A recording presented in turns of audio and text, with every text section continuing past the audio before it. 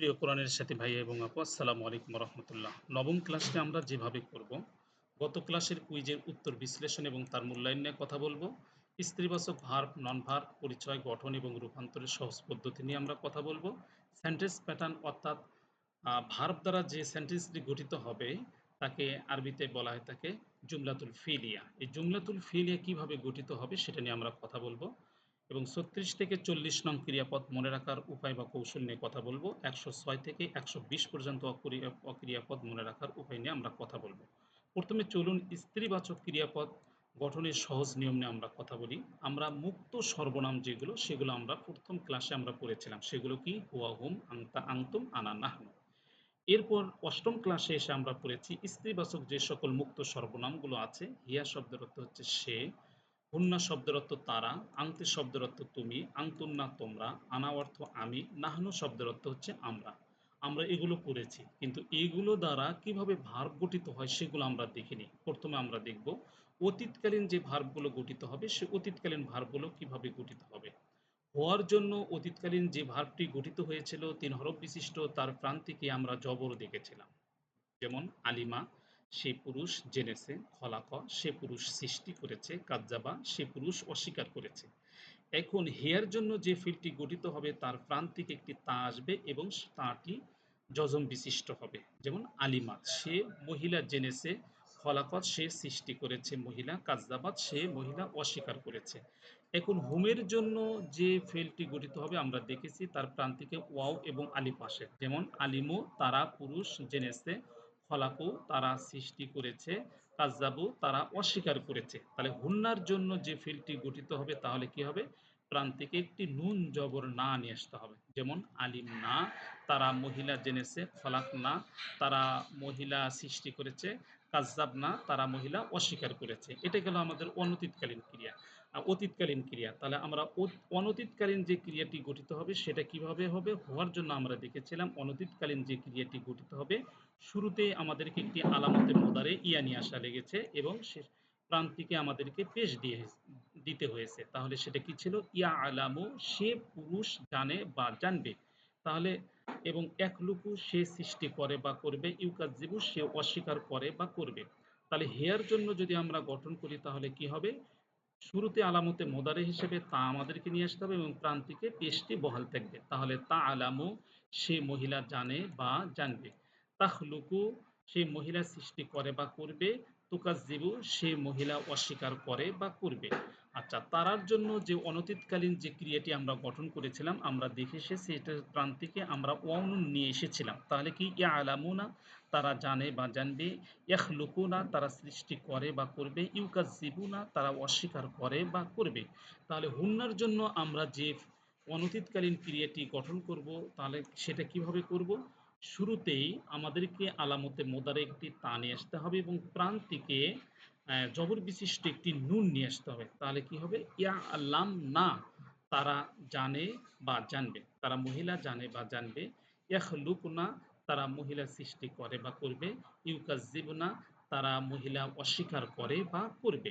এখন একটা বিষয় এখানে লক্ষ্য করুন, তা আলামুনা হিয়ার জন্য যেটি গঠিত হয়েছে, আংতার জন্য যেটিতে গঠিত হবে তা আলামু, অর্থাৎ তুমি পুরুষ জানো বা জানবে, দুটোর সেম হয়ে গেল। তাহলে আমরা কোথায় পুরুষের অর্থ নিব, কোথায় আমরা হচ্ছে আংতার অর্থ নিব, আর কোথায় হিয়ার অর্থ নিব, এটা একটি দ্বন্দ্ব থেকেই যায়। এই দ্বন্দ্বটা আমরা এখন নিরসন করব। আচ্ছা, লক্ষ্য করুন, যদি তা'লামু বা তা'কুলু এইরকম এই শব্দ দ্বারা কোনো বাক্য গঠিত হয়, কোনো ভার্ব গঠিত হয়, এরপরে যদি পেশ বিশিষ্ট কোনো নন ভার্ব আসে তাহলে আমরা জেনে নিব এটা হচ্ছে স্ত্রীলিঙ্গের জন্য গঠিত হয়েছে। আর যদি না আসে তাহলে আমরা জেনে নিব এটা হচ্ছে পুরুষবাচক অর্থাৎ আংতার জন্য গঠিত হয়েছে। তাহলে হেয়ার জন্য যেটা গঠিত হবে, যে ফেলটি তারপরে পেশ বিশিষ্ট একটি এসএম আসবে। বাক্যে পূর্বেও আসতে পারে, পরেও আসতে পারে। যেমন তাআকুলু তয়রু মিনহু, এখানে তাআকুলুর পর দেখেন তয়রু এসেছে, পেশ বিশিষ্ট একটি এসএম এসেছে। তাহলে এই তাআকুলুটা আমরা ধরে নিব এটা হচ্ছে হেয়ার জন্য এসেছে, আংতার জন্য আসেনি। তাহলে হচ্ছে তাআকুলু তয়রু মিনহু, তা থেকে পাখি খাচ্ছে বা খায়। আবার এই পাশে আমরা উদাহরণ দেখেছি তা'মুরুহুম আহলামুহুম। তাহলে এখানে তা'মুরু এটা কার জন্য গঠিত হয়েছে? হিয়ার জন্য না আনতার জন্য? এখন এই বাক্যটাতে আমাদেরকে লক্ষ্য করতে হবে এর মধ্যে পেশ বিশিষ্ট কোনো এসএম আছে নাকি? তাহলে তা'মুরুহুম আহলামুহুম এই দেখেন পাওয়া গেছে। আহলামু, আহলামু তাহলে এইটা কি হলো? এই যে পেশ বিশিষ্ট এসএম এসেছে। তাহলে তা'মুরুটা হিয়ার জন্য গঠিত হয়েছে। তা'মুরুহুম আহলামুহুম তাদের বুদ্ধি তাদেরকে আদেশ করবে বা করছে। আচ্ছা, এই যে এইভাবে আমরা চিহ্নিত করব যে হিয়ার জন্য নিব না আনতার জন্য নিব। যদি হিয়ার জন্য আসে তাহলে তারপরে অবশ্যই একটা এসএম আসবে পেশ বিশিষ্ট। পরে বা পূর্বে আসতে পারে। আর আনতার যদি জন্য যদি গঠিত হয় তাহলে পূর্বে পরে কোথাও এসএম আসবে না। আচ্ছা। এরপর আমরা যে বিষয়টি এখানে নোট হিসেবে দেখেছি নন ভার্ব স্ত্রীবাচক বানাতে এক বচনের শব্দের শেষে তা থাকবে, বহু বচনে এই যে লম্বা তাটা যুক্ত করে দিতে হবে। আচ্ছা, এরপর আমরা দেখেছি কারক হিসেবে একটি ইসেম ৩ ধরনের হয়ে থাকে। যদি একটি ইসেমের প্রান্তিকে পেশ বিশিষ্ট হয় তাহলে সেটাকে আমরা বলবো সাবজেক্টিভ হিসেবে আমরা অর্থ ধরে নেব এবং সেটা শূন্য বিভক্তির অর্থ দেবে। যেমন আল্লাহ অর্থ আল্লাহ। আচ্ছা, যদি এসএম এর শেষে অর্থাৎ নন ভার্বের শেষে যদি জবর আসে তাহলে আমরা কে অর্থাৎ অবজেক্টিভ হিসেবে আমরা অর্থ নেব। যেমন আল্লাহা অর্থাৎ কে বিভক্তি দিয়ে নিব তাহলে আল্লাহকে। আর যদি এসএম এর শেষে যদি জের আসে তাহলে আমরা পজেসিভ বা সম্বন্ধবাচক হিসেবে তার অর্থ ধরে নেব। যেমন আল্লাহে, আল্লাহর। র এর অর্থ প্রদান করবে। ঠিক এমনিভাবে মোহাম্মাদুন, মোহাম্মাদ, মোহাম্মাদান, মোহাম্মাদকে, মোহাম্মাদিন, মোহাম্মাদের। মুসলিমুন, মুসলিম শূন্য বিভক্তি, মুসলেমান, মুসলিম কে, আর মুসলিমিন মুসলিমের। এভাবে আমরা অর্থগুলো তুলব। আচ্ছা, এরপর আসেন সেন্টেন্স প্যাটার্ন। ইংরেজিতে যখন আমরা কোনো সেন্টেন্স গঠন করতে যাই তখন আমরা ইংরেজিতে সেন্টেন্স গঠন করতে গিয়ে আমরা প্রথমে সাবজেক্ট নিয়ে আসি, এরপরে ভার্ব নিয়ে আসি, এরপরে আমরা অবজেক্ট নিয়ে আসি। তাহলে আই ইট রাইস আমি ভাত খাই। এখানে প্রথম সাবজেক্ট এসেছে, এরপরে ইট একটা ভার্ব এসেছে, তারপরে রাইস এসেছে। আরবিতে যখন আমরা কোনো একটা সেন্টেন্স গঠন করব তখন কি হবে প্রথমে একটা হচ্ছে ফেল আসবে তারপরে ফাইল আসবে। যেমন যা জাইদুন, এখানে যাটা হচ্ছে ফেল এবং জাইদুনটা হচ্ছে ফাইল। জায়েদ এসেছে। আর যদি অবজেক্ট সহ আসে তাহলে কি হবে প্রথমে ফেল আসবে তারপর ফাইল আসবে তারপরে মাফুল আসবে। যেমন খলাকল্লাহু ইনসানা, আল্লাহ মানুষকে সৃষ্টি করেছেন। খলাইকা এই খলাকা এখানে ফেল, আল্লাহ এখানে ফাইল, আল ইনসান এখানে মাফুল। অথবা ফেল, ফাইল, মোজাফ, মোজাফি ইলেও বাক্য গঠিত হতে পারে। যেমন জালাসা বিলালুন খলফা ইমামিন, বিলাল ইমামের পিছনে বসেছে।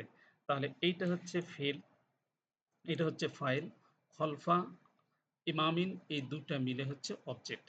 আবার আমরা দেখতে পারি ফেল, ফাইল, হরফে জার, মাজরুর মিলেও বাক্য গঠিত হতে পারে। যেমন মারারতু এর ভিতর রয়েছে ফেল, ফাইল, বিজাইদিন এখানে হচ্ছে হরফে জার, মাজরুর মিলে মোতাল্লেক হয়ে এখানে হচ্ছে এটা অবজেক্ট হিসেবে গঠিত হয়েছে। তাহলে মারারতু বিজাইদিন আমি জায়েদের পাশ দিয়ে অতিক্রম করেছি।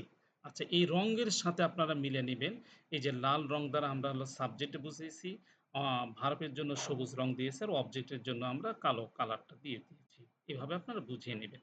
এরপর আসেন ভার্বের পর শব্দ যেভাবে থাকতে পারে। একটা ভার্ব আসবে, ভার্বের পর যেভাবে শব্দটা থাকতে পারে আমরা ওই কথাটাই আবার বলতেছি। আলিমা এটা একটা ভার্ব, এরপরে যদি পেশ বিশিষ্ট শব্দ থাকে তাহলে সেটাকে আমরা সাবজেক্টিভ বা কর্তা হিসেবে ধরে নেব। যেমন আলিমাল্লাহু আল্লাহ জানেন বা জেনেছেন। এরপর ভার্বের পর যদি জবর বিশিষ্ট শব্দ থাকে সেটাকে আমরা কর্মবাচক হিসেবে ধরে নেব। আলামু গয়বাস সামাওয়াতি ওয়াল আরদি, আর সামাওয়াতি ওয়াল আরদি এই যে গয়বা, এই গয়বাটা হচ্ছে এখানে হচ্ছে অবজেক্ট ফর্ম। আর সামাওয়াতি ওয়াল আরদি এখানে এটা হচ্ছে অবজেক্টের বিভক্তি হিসেবে এখানে যুক্ত হয়েছে। তাহলে আলামু গয়বাস সামাওয়াতি ওয়াল আরদি আমি নবমণ্ডল ও ভূমণ্ডলের অদৃশ্যকে জানি বা জানবো। আচ্ছা, এরপর আসেন যে জের দাতা, জের দাতা হরফে যার যদি আসে সেখান থেকে একটি বাক্য যেভাবে গঠিত হতে পারে। যার এই যে বিটা হচ্ছে যার, এ আল্লাহটা হচ্ছে মাজরুর, এই যার মাজরুর মিলে এখানে হচ্ছে মোতাল্লেক হয়েছে আমান্তু শব্দের সাথে। তাহলে আমান্তু বিল্লাহি আমি আল্লাহর প্রতি ঈমান এনেছি। তাহলে এই যে বি দ্বারা যে গঠিত হয়েছে এটা পজেসিভ র এর অর্থ নিতে হবে। তাহলে আমানতু বিল্লাহি, আমি আল্লাহর প্রতি ঈমান এনেছি। এরপর আসেন ওয়া ইউআল্লিমুহু, ওয়া শব্দের অর্থ হচ্ছে এবং ইউআল্লিমুহু, হু শব্দের অর্থ হচ্ছে তাকে। আর আমি তাকে শিক্ষা দিয়েছি। এটা হচ্ছে এই যে সর্বনাম এসেছে এটা হলো যুক্ত সর্বনাম, অবজেক্টিভ ফর্ম। আমরা জানি ভার্বের পর যদি যুক্ত সর্বনাম আসে তাহলে হচ্ছে কে দিয়ে অর্থ নিতে হয়। আমরা সপ্তম ক্লাসে এটা শিখেছি। তাহলে ওয়াইউআল্লিমুহু এবং সে তাকে শিক্ষা দিয়েছে এ অর্থ আমাদেরকে নিতে হবে। এরপর আসেন আমরা ইংরেজিতে একটা সেন্টেন্স স্বাভাবিকভাবে গঠন করতে গিয়ে আমরা দেখেছি প্রথম সাবজেক্ট আসবে, তারপর ভার্ব আসবে, তারপরে অবজেক্ট আসবে। এটাই হচ্ছে স্ট্রাকচার। কিন্তু আরবিতে একটা সেন্টেন্স ৬ ভাবে গঠিত হতে পারে। অর্থাৎ এই যে সাবজেক্ট, ভার্ব, অবজেক্ট পূর্বপর হতে, হতে এভাবে হতে পারে। যেমন কিভাবে হতে পারে? একটা সেন্টেন্স মনে করেন আছে দরাবা জাইদুন আমরান। এর সঠিক অর্থ হলো জায়েদ আমরকে আঘাত করেছে। কিন্তু এই শব্দটা এইভাবেও আসতে পারে দরাবা জাইদুন আমরান, দরাবা আমরান ও জাইদুন, জাইদুন দরাবা আমরান, জাইদুন আমরান ও দরাবা আমরান, দরাবা জাইদুন আমরান, জাইদুন দরাবা। এইভাবে পূর্বপর হয়ে বিভিন্নভাবে বাক্যটা গঠিত হতে পারে। আমরা এগুলো নিয়ে আরো পরবর্তীতে কথা বলবো। আজকের ক্লাস আমাদের এই পর্যন্তই। আসসালামু আলাইকুম রহমতুল্লাহ।